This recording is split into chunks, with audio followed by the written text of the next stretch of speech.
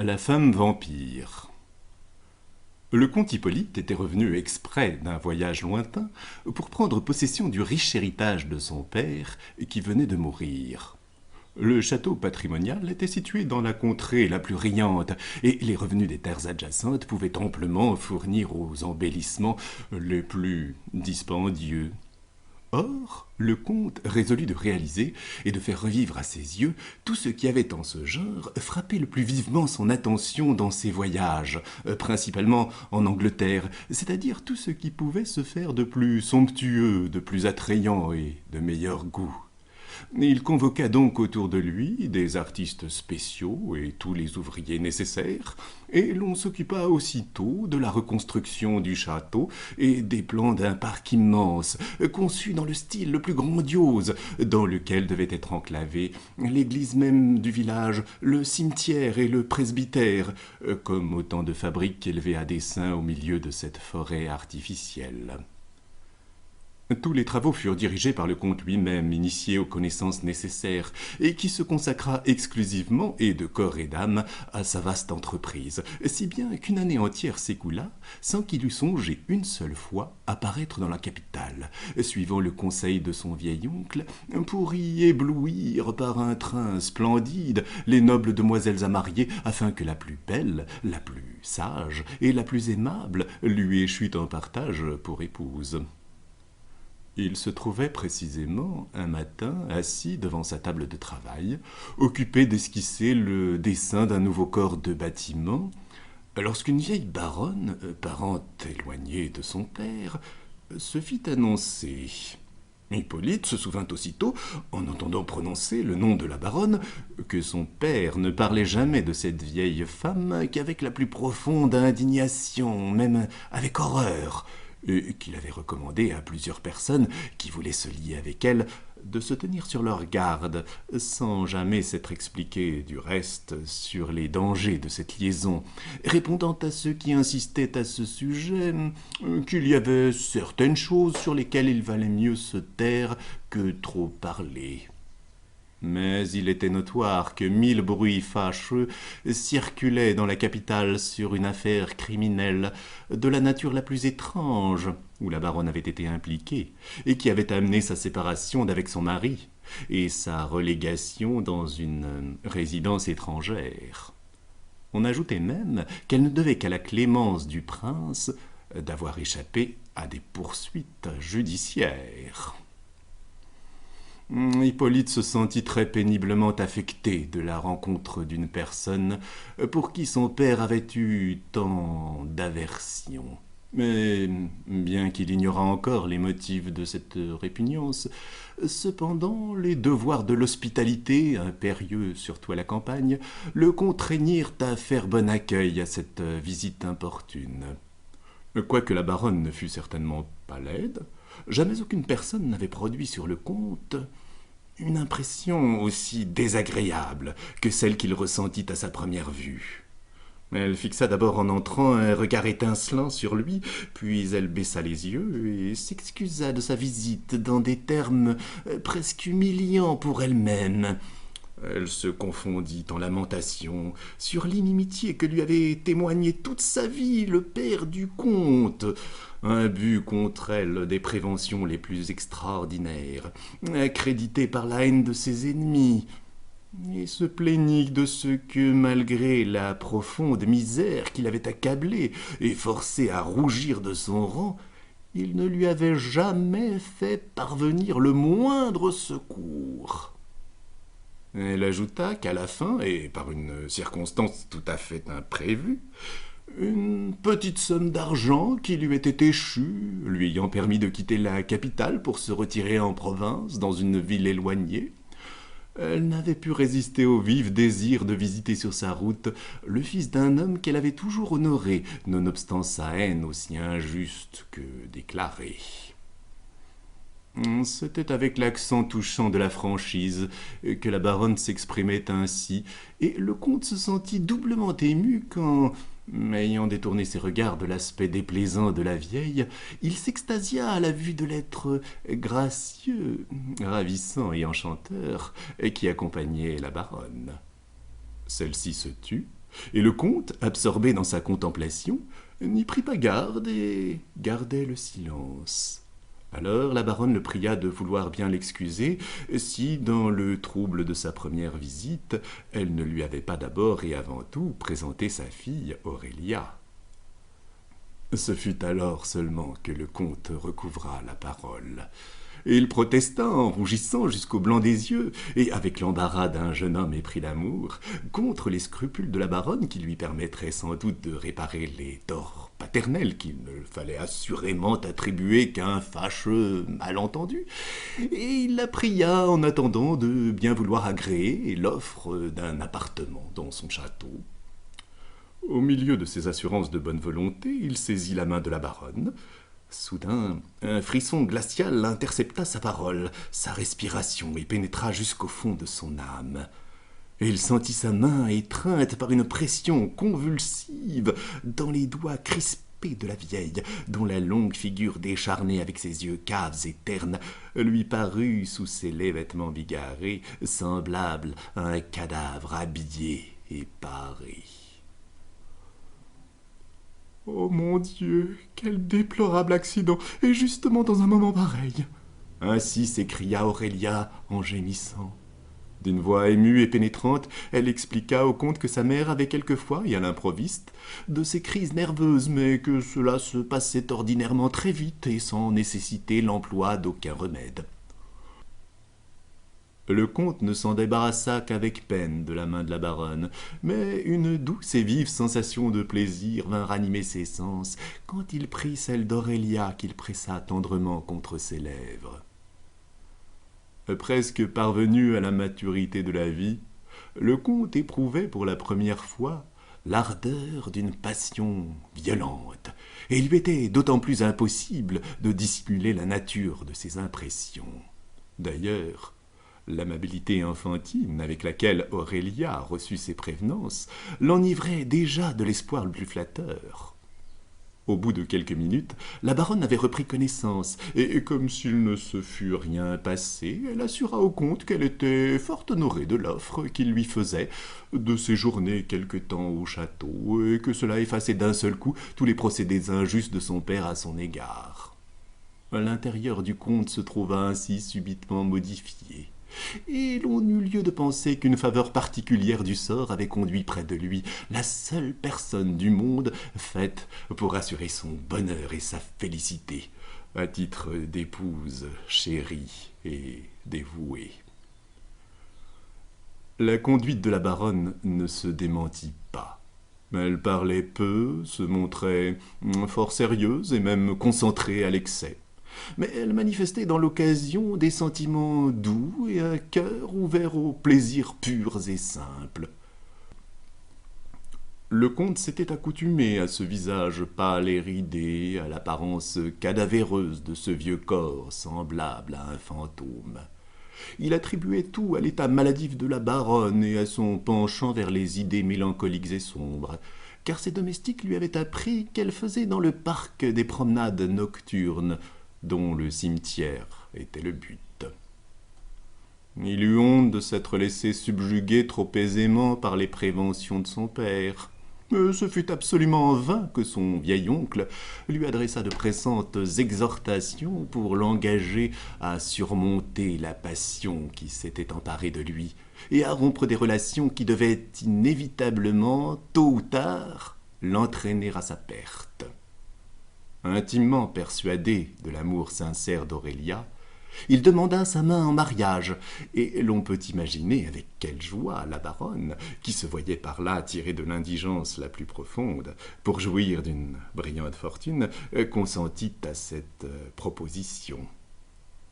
Bientôt disparut du visage d'Aurélia, avec sa pâleur habituelle, l'empreinte particulière du chagrin profond et invincible qu'elle semblait nourrir. On vit tout le bonheur de l'amour éclater dans ses yeux et s'épanouir sur ses joues comme la fraîcheur de la rose.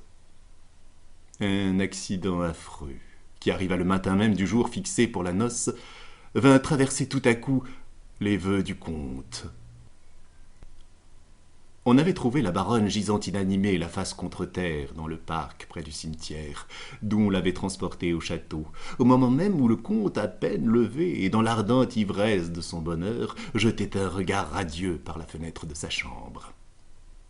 Il crut d'abord que la baronne n'avait qu'une attaque de son mal ordinaire, mais tous les moyens employés pour la rappeler à la vie restèrent sans succès. Elle était morte. Surprise par ce coup imprévu et secrètement désespérée, Aurélia s'abandonna moins à l'explosion d'une douleur violente qu'à une consternation muette et sans larmes. Le comte, inquiet des suites de cet événement, n'osa toutefois rappeler à sa bien-aimée qu'en tremblant, et avec précaution, que sa position d'orpheline, d'enfant délaissé, lui faisait un devoir d'abjurer certaines bienséances pour n'en pas violer une plus rigoureuse. C'est-à-dire qu'il fallait, malgré la mort de sa mère, rapprocher, autant que possible, le moment de leur union. Mais alors Aurélia se jeta dans les bras du comte, et pendant qu'un torrent de larmes ruisselait de ses yeux, elle s'écria d'une voix émue. « Oui, oui, au nom de tous les saints, au nom de ma félicité, oui. » Le comte attribua ce mouvement d'effusion, si vivement exprimé par Aurélia, à la pensée amère de l'abandon et de l'isolement où elle se trouvait, car les convenances lui interdisaient de demeurer plus longtemps au château. Du reste, il eut soin qu'une matrone âgée et respectable lui servit de dame de compagnie pendant quelques semaines, à l'expiration desquelles le jour des noces fut arrêté de nouveau, et, cette fois, aucun obstacle fâcheux ne s'opposa à la cérémonie qui couronna le bonheur d'Hippolyte et d'Aurélia. Néanmoins, l'état singulier d'Aurélia n'avait point changé. Elle paraissait incessamment tourmentée, non pas du regret de la perte de sa mère, mais d'une anxiété intérieure mortelle et indéfinissable. Un jour, au milieu d'un entretien amoureux des plus doux, elle s'était levée brusquement saisie d'une terreur soudaine, plus pâle qu'une ombre, et serrant le comte dans ses bras, comme pour conjurer en s'attachant à lui le funeste anathème d'une puissance ennemie et invisible, s'était écriée en versant un torrent de larmes « Non, jamais, jamais !» Cependant, depuis son mariage, cette irritation extrême s'était beaucoup affaiblie, et le calme paraissait rentrer dans l'âme d'Aurélia. Le comte avait dû nécessairement supposer qu'un secret fatal affectait aussi gravement l'esprit d'Aurélia. Mais il avait vu, et avec raison, de l'indélicatesse à la questionner sur ce sujet, tant qu'avait duré son état de souffrance et qu'elle-même gardait le silence. Devenu l'époux d'Aurélia, il hasarda enfin, avec beaucoup de ménagement, certaines allusions touchant les motifs probables de cette singulière perturbation morale. Alors Aurélia dit hautement qu'elle regardait comme une faveur du ciel cette occasion d'ouvrir son cœur tout entier à un époux chéri. Mais quelle fut la surprise du comte, en apprenant qu'Aurélia ne devait cette sombre inquiétude et l'altération de ses facultés qu'à l'influence et au mené coupable de sa mère. « Y a-t-il au monde, s'écria Aurélia, quelque chose de plus épouvantable que d'être réduit à haïr, à abhorrer sa propre mère ?» Ainsi, ni le père, ni le vieux oncle d'Hippolyte n'avaient nullement cédé à d'injustes préventions, et la baronne avait abusé le comte avec une hypocrisie méditée. Il était donc obligé de regarder comme un bienfait du sort que cette méchante femme fût morte le jour fixé pour son mariage, et il ne dissimula pas cette pensée. Mais Aurélia lui révéla que, justement, après cet événement, elle avait été frappée par un affreux pressentiment de l'idée accablante et sinistre que la défunte surgirait un jour de sa tombe pour l'arracher au bras de son amant et l'entraîner dans l'abîme. Voici ce qu'Aurélia raconta à son mari, d'après les souvenirs confus de son enfance. Un jour, au moment même de son réveil, un grand tumulte s'éleva dans la maison.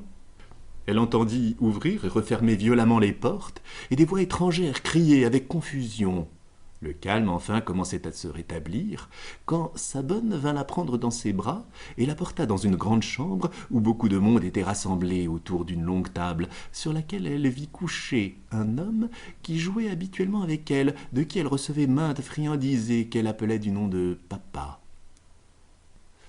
Elle étendit ses petites mains vers lui et voulut l'embrasser, mais elle trouva ses lèvres, naguère si douces, sèches et glacées.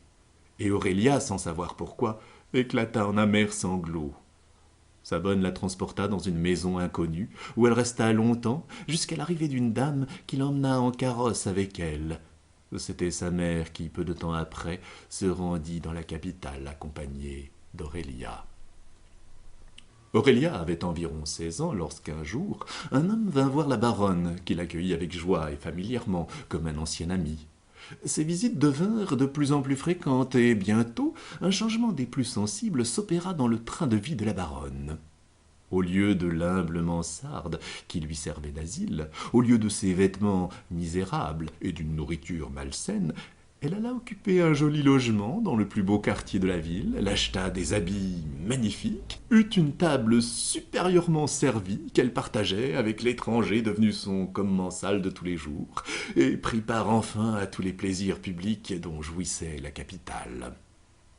Toutefois, cette amélioration de fortune de sa mère, ce bien-être qu'elle devait visiblement à l'étranger, n'apportèrent à Aurélia aucun avantage. Elle restait aussi chétivement vêtue qu'auparavant et tristement reléguée dans sa chambre quand la baronne courait avec son cavalier où le plaisir l'appelait. L'étranger, quoiqu'il touchât presque à la quarantaine, avait conservé une certaine fraîcheur de jeunesse. Il était grand, bien pris dans sa taille, et sa figure pouvait passer pour une belle tête d'homme. Malgré tout cela, il déplaisait à Aurélia, à cause de ses manières toujours triviales, communes et basses, en dépit de ses efforts pour se donner l'air distingué. Peu à peu, il vint à poursuivre Aurélia de regards qui inspiraient à celle-ci un effroi instinctif, et même une horreur dont elle ne pouvait se rendre compte. Jamais, jusqu'alors, la baronne n'avait daigné adresser à Aurélia un seul mot concernant l'étranger, quand elle lui fit spontanément connaître son nom, en ajoutant que le baron était un de ses parents éloignés et puissamment riche. Elle vanta, à plusieurs reprises, sa figure et ses avantages devant Aurélia, et finissait toujours par lui demander ce qu'elle en pensait et s'il lui plaisait. Aurélia ne cachait nullement l'aversion profonde qu'elle éprouvait pour l'étranger. Sa mère alors lui lançait un regard fait pour lui causer une impression de terreur, et d'un air de mépris l'appelait une petite sotte. Mais la baronne ne tarda pas à se montrer plus aimable qu'elle n'avait jamais été. Elle donna à Aurélia de jolies robes, de riches parures, et la fit participer à tous ses divertissements. L'étranger, de son côté, s'appliquait de plus en plus à captiver ses bonnes grâces, et ne parvint pourtant qu'à se rendre plus désagréable à ses yeux. Mais Aurélia devait subir une épreuve bien plus révoltante pour sa pudeur et ses sentiments délicats. Un hasard funeste l'obligea d'être le secret témoin des rapports criminels de sa mère avec l'odieux étranger. Et quelques jours après, celui-ci, dans un accès de délire à moitié causé par l'ivresse, osa la serrer elle-même dans ses bras d'une manière qui ne pouvait laisser aucun doute sur ses intentions abominables. Le désespoir lui donna dans cette circonstance une force surhumaine. Elle repoussa l'agresseur si violemment qu'il tomba à la renverse, et elle se sauva dans sa chambre, où elle s'enferma. Alors, la baronne lui déclara tout froidement, et très positivement, que l'étranger pourvoyant à leur entretien, elle n'avait nullement envie de retomber dans sa première misère, que toute minauderie et tout scrupule étaient tout aussi inutiles que déplacés, et qu'enfin Aurélia devait s'abandonner absolument à la volonté de cet homme, qui menaçait autrement de les délaisser. Loin d'être touchée des larmes amères de sa fille, au lieu d'avoir égard à ses supplications lamentables, la mère dénaturée se mit à lui dépeindre, en riant effrontément tout haut, les enivrants plaisirs auxquels elle allait être initiée. et avec une telle licence d'expression, avec une dérision si affreuse de tout sentiment honnête, qu'Aurélia fut saisie, malgré elle, d'une indicible frayeur. Se voyant perdue et sans autre chance de salut qu'une fuite immédiate, elle était parvenue à se procurer la clé de la porte extérieure de la maison. Elle fit le soir un paquet d'un petit nombre d'effets les plus indispensables, et, minuit déjà sonné, croyant sa mère parfaitement endormie, elle traversait sans bruit le vestibule faiblement éclairé et était sur le point de sortir, quand la porte s'ouvrit avec fracas et elle entendit monter l'escalier d'un pas lourd et bruyant. La baronne, vêtue d'un jupon sale et déchiré, s'élança dans l'antichambre et se précipita aux genoux d'Aurélia. Sa poitrine et ses bras étaient nus, ses cheveux gris flottaient en désordre autour de sa tête. Sur ses pas entra l'étranger, armé d'un énorme bâton, et qui, la saisissant avec rage par les cheveux, se mit à la traîner sur le parquet et à la maltraiter cruellement en s'écriant d'une voix perçante: « Attends, infâme sorcière, monstre infernal, je vais te servir un digne repas de noces. » La baronne, terrifiée, jeta un cri déchirant, et Aurélia, à peine maîtresse de ses sens, s'élança vers une croisée ouverte en criant au secours. Justement, une patrouille armée passait dans la rue, et elle força aussitôt l'entrée de la maison. « Saisissez-le » cria la baronne aux soldats dans des convulsions de rage et de douleur. « Tenez-le ferme.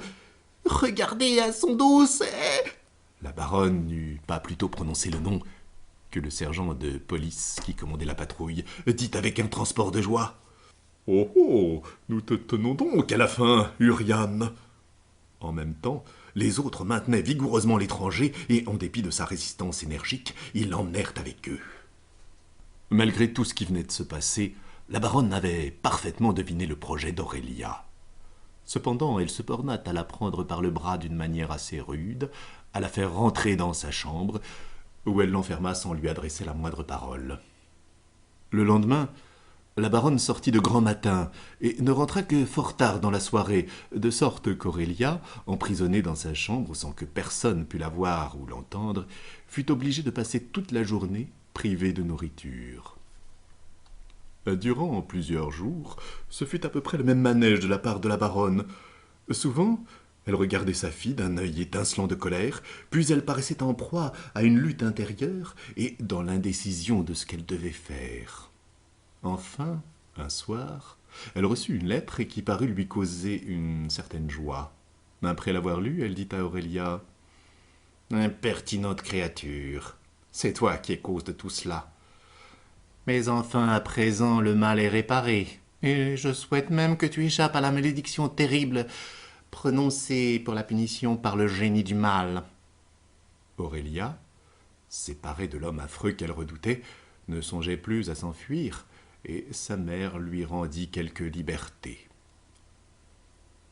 Quelque temps s'était écoulé lorsqu'un jour, Aurélia, se trouvant seule et assise dans sa chambre, entendit un grand tumulte s'élever dans la rue. La femme de chambre accourut et lui apprit qu'on allait voir passer le fils du bourreau, qui avait été marqué pour crime de vol et d'assassinat, et qui s'était sauvé de la maison de correction où il était détenu. Aurélia se leva en chancelant, frappée d'un étrange pressentiment, et s'approcha de la fenêtre. Elle ne s'était pas trompée. Elle reconnut l'étranger qu'on ramenait à la prison, étroitement garrotté dans une charrette et sous bonne escorte. Mais elle tomba en arrière sur un fauteuil et presque inanimée, quand cet homme odieux jeta en passant sur elle un regard des plus farouches et de son poing fermé parut lui adresser un geste menaçant. La baronne continuait à faire des absences assez longues et laissait toujours seule à la maison Aurélia, qui menait ainsi une vie triste et pénible, en proie à 1000 inquiétudes et dans l'appréhension de quelque événement funeste impossible à prévenir. La femme de chambre, qui d'ailleurs n'était entrée dans la maison que depuis la nuit fatale et qui ne parlait sans doute que sur ouï-dire, avait confirmé à Aurélia l'intimité des relations de sa mère avec l'étranger, ajoutant que dans toute la ville, on plaignait vivement la baronne d'avoir été abusée d'une manière aussi indigne et par un scélérat si infâme. Aurélia ne savait que trop bien que les choses s'étaient passées tout différemment. Elle ne pouvait admettre d'ailleurs que les gardes de police, au moins, qui avaient opéré l'arrestation, ne sussent pas à quoi s'en tenir sur les rapports qu'avait eus le fils du bourreau avec la baronne, quand celle-ci l'avait désigné par son véritable nom et leur avait révélé la secrète marque d'infamie qui devait constater son identité.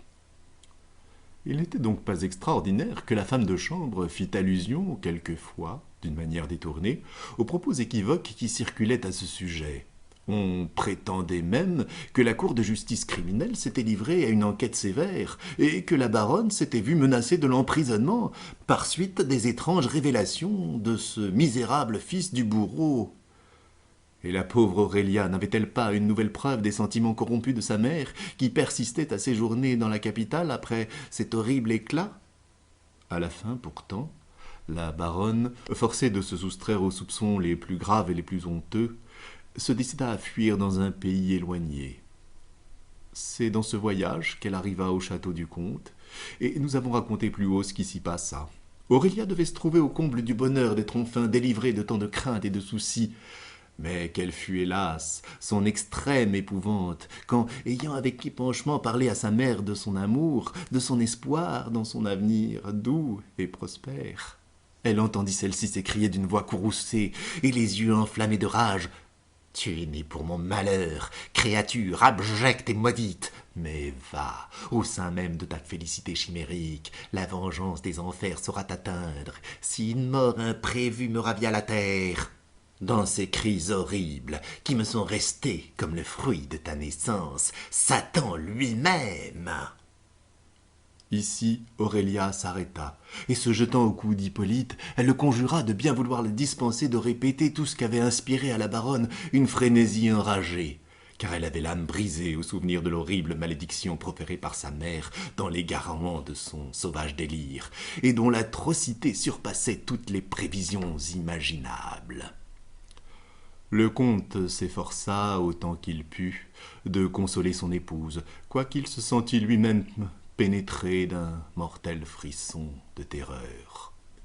Redevenu plus calme, il fut obligé de s'avouer encore que, bien que la baronne fût morte, la profonde abjection de sa vie jetait sur sa propre destinée un sombre et lugubre reflet. Déjà la réalité de cette influence sinistre lui semblait évidente et palpable. Peu de temps après, un grave changement se manifesta dans l'état d'Aurélia. Ses yeux éteints, sa pâleur livide, semblaient des symptômes d'une maladie particulière, tandis que l'agitation et le trouble mêlés de stupeur de son esprit laissaient pressentir qu'un nouveau secret était la cause de son anxiété et de ses souffrances. Elle fuyait même la présence de son mari, tantôt s'enfermant dans sa chambre des heures entières, tantôt cherchant la solitude dans les endroits du parc les plus écartés. À son retour, la rougeur de ses yeux témoignait des pleurs répandus, et dans l'altération de tous ses traits, on devinait qu'elle avait eu à lutter contre d'affreuses angoisses. Le comte chercha vainement à découvrir le véritable motif de ce funeste dérangement. À la fin, il tomba dans un morne découragement, et les conjectures d'un médecin célèbre qu'il avait mandé ne parvinrent pas à le consoler. Celui-ci attribuait au changement de position de la comtesse, c'est-à-dire à son mariage, cette surexcitation de sensibilité et les visions menaçantes dont elle était poursuivie, affirmant qu'on pouvait en augurer que bientôt un doux fruit naîtrait de l'union fortunée des deux époux. Un jour même, étant à table avec le comte et la comtesse, le docteur hasarda plusieurs allusions à l'état de grossesse supposé d'Aurélia. Celle-ci ne paraissait nullement s'occuper des discours du médecin, mais elle manifesta tout d'un coup l'attention la plus vive lorsqu'il se mit à parler des envies extraordinaires que les femmes éprouvent souvent dans cet état, et auxquelles il est impossible qu'elles résistent sans préjudice pour leur enfant, et même quand elles savent que leur santé en sera compromise. La comtesse accabla le docteur de ces questions, et celui-ci ne se lassa pas de raconter alors, et d'après l'expérience d'une longue pratique, les faits de ce genre les plus singuliers et les plus comiques. Cependant, disait-il, on a des exemples d'envie bien autrement inconcevables, et qui ont fait commettre à certaines femmes les actions les plus atroces. C'est ainsi que la femme d'un forgeron fut attaquée d'un désir si violent de manger de la chair de son mari qu'elle en perdit le repos, jusqu'à ce qu'un jour, à la fin, celui-ci étant rentré ivre à la maison, elle se jeta sur lui à l'improviste armée d'un grand couteau et le déchira avec ses dents si cruellement qu'il survécut à peine quelques heures. Le docteur parlait encore quand on vit la comtesse tomber évanouie dans son fauteuil, et avec des convulsions telles qu'on pouvait craindre pour sa vie. Le médecin a dû reconnaître combien il avait agi imprudemment en racontant cette histoire épouvantable devant une femme dont les nerfs étaient aussi délicats. Toutefois, cette crise paraissait avoir produit un effet salutaire sur la santé d'Aurélia, et elle avait recouvré en partie sa tranquillité. Mais bientôt, hélas, les bizarreries multipliées de sa conduite, son excessive pâleur toujours croissante, et le feu sombre de ses regards vinrent rejeter dans l'esprit du comte les soupçons les plus alarmants. La circonstance la plus inexplicable de l'état de la comtesse était l'abstinence complète qu'on lui voyait garder. Bien plus, elle montrait, pour toute espèce de nourriture, et pour la viande surtout, une répugnance invincible, au point qu'elle était souvent réduite à se lever de table avec les signes les plus énergiques de dégoût et d'horreur. Les soins du médecin furent sans aucun résultat, car les supplications les plus tendres et les plus pressantes d'Hippolyte avaient été vaines pour décider la comtesse à prendre une seule goutte des remèdes ordonnés. Cependant, plusieurs semaines, des mois s'étaient écoulés depuis que la comtesse s'obstinait à ne point manger, et il restait incompréhensible qu'elle pût continuer à vivre ainsi. Le docteur pensa qu'il y avait là-dessous quelque chose de mystérieux et de surnaturel, et il prit un prétexte pour quitter le château. Mais le comte n'eut pas de peine à comprendre que ce départ subit n'avait point d'autre motif que l'état presque phénoménal de sa femme, qui déroutait toute l'habileté de la science, et que le docteur s'éloignait pour ne pas rester davantage spectateur inutile d'une maladie énigmatique et indéfinissable qu'il n'avait même pas la faculté de combattre. On peut imaginer de quels embarras et de quels soucis le comte devait être accablé. Mais tout cela n'était pas encore assez. Un matin, un vieux et fidèle serviteur d'Hippolyte saisit un moment favorable pour l'entretenir en particulier, et il lui apprit que la comtesse, chaque nuit, sortait du château pour n'y rentrer qu'à la pointe du jour. Le comte resta confondu à cette nouvelle. Il se souvint aussitôt que, depuis un certain temps, en effet, à l'heure de minuit, il était surpris par un sommeil accablant, ce qu'il attribua alors à quelque narcotique que lui faisait prendre Aurélia pour pouvoir quitter, sans être aperçue, la chambre à coucher qu'elle partageait avec le comte, contrairement à l'usage reçu parmi les personnes d'un certain rang. Les plus noirs pressentiments vinrent assiéger Hippolyte. Il pensa au caractère diabolique de la mère d'Aurélia, qui commençait peut-être à se révéler maintenant dans la fille. Il pensa à de coupables intrigues, à un commerce adultère, enfin au maudit du bourreau. Bref, la nuit prochaine devait lui dévoiler le fatal mystère qui pouvait seul occasionner l'étrange dérangement de la comtesse. Celle-ci avait l'habitude de préparer elle-même, tous les soirs, le thé pour son mari et se retirer ensuite. Ce jour-là, le comte s'abstint d'en boire pendant la lecture qu'il avait coutume de faire dans son lit, et quand minuit vint, il n'éprouva point, comme à l'ordinaire, l'espèce de léthargie qui le surprenait à cette heure. Cependant, il feignit de s'assoupir, et parut bientôt après comme profondément endormi. Alors, la comtesse se glissa doucement hors de son lit. Elle s'approcha de celui du comte, et, après avoir passé une lumière devant son visage, elle sortit de la chambre avec précaution. Le cœur d'Hippolyte battait violemment. Il se leva, jeta un manteau sur ses épaules et s'élança sur les traces de sa femme, qui déjà l'avait devancé de beaucoup. Mais la lune brillait dans son plein, et il put aisément distinguer de loin Aurélia, enveloppée d'un négligé de nuit blanc. Elle traversa le parc, se dirigeant vers le cimetière, et, près du mur qui lui servait d'enceinte, elle disparut. Le comte arrive au même endroit, et devant lui, à quelques pas de distance, il voit au rayon de la lune un cercle effroyable de fantômes ou de vieilles femmes à demi nues, échevelées et accroupies par terre, autour du cadavre d'un homme dont elles se disputent les lambeaux de chair et qu'elles dévorent avec une avidité de vautour. Aurélia est au milieu d'elles. Le comte s'enfuit en courant au hasard, saisi d'une horreur inouïe, stupéfait, glacé par un frisson mortel, et se croyant poursuivi par les furies de l'enfer. À la pointe du jour, et baigné de sueur, il se retrouva à l'entrée du château. Involontairement et à peine maître de ses idées, il monte rapidement l'escalier et se précipite en traversant les appartements vers la chambre à coucher. Il y trouva la comtesse, paraissant plongée dans un sommeil doux et paisible. Alors il essaya de se persuader à lui-même qu'il avait été le jouet d'un rêve abominable. Et quand il reconnut à son manteau mouillé par la rosée du matin la réalité de son excursion nocturne, il voulut encore supposer qu'une illusion de ses sens, une vision fantastique, l'avait abusé et lui avait causé cet effroi mortel. Il quitta la chambre sans attendre le réveil de la comtesse, s'habilla et monta à cheval.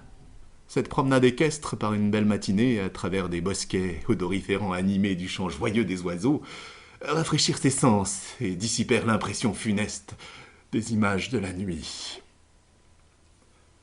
Reposé et consolé, il rentra au château à l'heure du déjeuner. Mais lorsqu'il fut à table avec la comtesse et qu'on eut servi de la viande devant eux, Aurélia s'étant levée pour sortir avec tous les signes d'une aversion insurmontable, le comte vit alors se représenter à son esprit, avec toutes les couleurs de la vérité, le spectacle affreux de la nuit. Dans le transport de sa fureur, il se leva et cria d'une voix terrible « Maudite engeance d'enfer! Je comprends ton aversion pour la nourriture des hommes. C'est du sein des tombeaux, femme exécrable, que tu tires les repas qui font tes délices. » Mais à peine le comte eut-il prononcé énergiquement ces paroles qu'Aurélia, poussant un hurlement effroyable, se précipita sur lui et avec la rage d'une hyène le mordit dans la poitrine. Le comte terrassa la furieuse, qui expira sur-le-champ et au milieu d'horribles convulsions. Et lui tomba dans le délire.